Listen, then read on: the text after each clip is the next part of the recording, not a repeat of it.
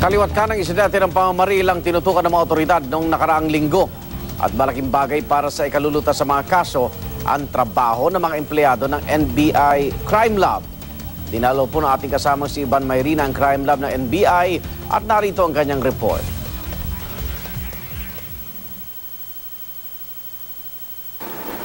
Araw-araw ho nating naririnig sa balita ang salitang ballistics nitong mga nakaraang araw. Ano nga ba itong tinatawag nating ballistics test na isinasagawa ng kapulisan at maging ng National Bureau of Investigation o NBI pagkaugnay nitong mga iniimbestigahang kaso na laman ng ating mga balita?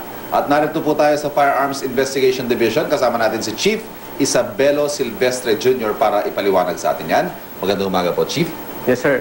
Good morning po. Okay. Sir, unahin lang po natin, pakipaliwanag lamang ano bang ibig sabihin ng ballistics test o ballistics examination. Ang ballistics examinations na tinatawag, ito yung ginagamit sa pag-i-examine ng mga baril at bala para ma-identify yung mga bala na na-recover sa katawan ng tao para ma-match doon sa suspected na firearm na mga ginagamit. So, essentially, ang inaalam lang po natin sa ballistics, saan galing itong mga nakuha nating bala sa crime scene? Yes, sir. Yan ang basic talaga na pandyan. So, halimbawa ho, yung mga nakolekta natin, I understand, may nakolekta po tayo mga slug dun sa crime scene sa Atimonan. Kayo Yes, po sir. ang sumuri ng mga yon. Yes, sir. Yes, sir. At imamatch natin ngayon dun sa baril Yes, sir. Yung ng mga involved. Involved. Okay. Paano ho yung proseso? Please walk us through the process, sir. Ang unang-una dyan, yung mga na-recover natin ng mga evidence, bullets or shells. Ngayon, yung mga marirecover ng mga firearms, magkakandak tayo ng test firing sa mga baril na makuha natin para i-match natin doon sa mga na-recover sa crime scene or sa body of the victim ng mga bala. Anong aparato pong gagamitin natin? Una-una, magkandak tayo ng test firing sa bullet recovery box. Yung bullet recovery box ay, ang laman nun ay bulak or cotton.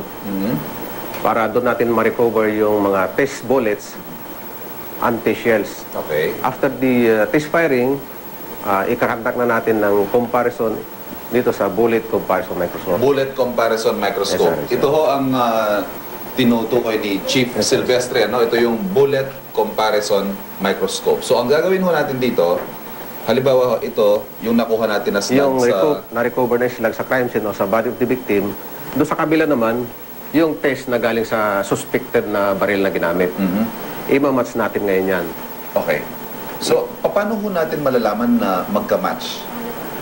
Ngayon, pagka ang mga rifling marks or the individual characteristics markings na makikita natin dito sa evidence bullet na na-recover, magkapareho doon sa test na nakuha natin sa mga baril na suspected. Ibig sabihin, galing sa isang baril yon. Katulad dito sa nasa monitor natin, ito ay dalawang bala ang nakikita natin dito. Pero parang iisa na sila. Congruent sila kasi sa mga striations na makikita natin dyan sa monitor. Ang ibig sabihin po niyan, hindi lahat ng bala pare-pareho. Hindi porket calibre 45 yan, lahat ay may ganyang markings. Unang-una, pagka caliber 45 yung in-examine natin, yung subject na firearm, dapat caliber 45 din.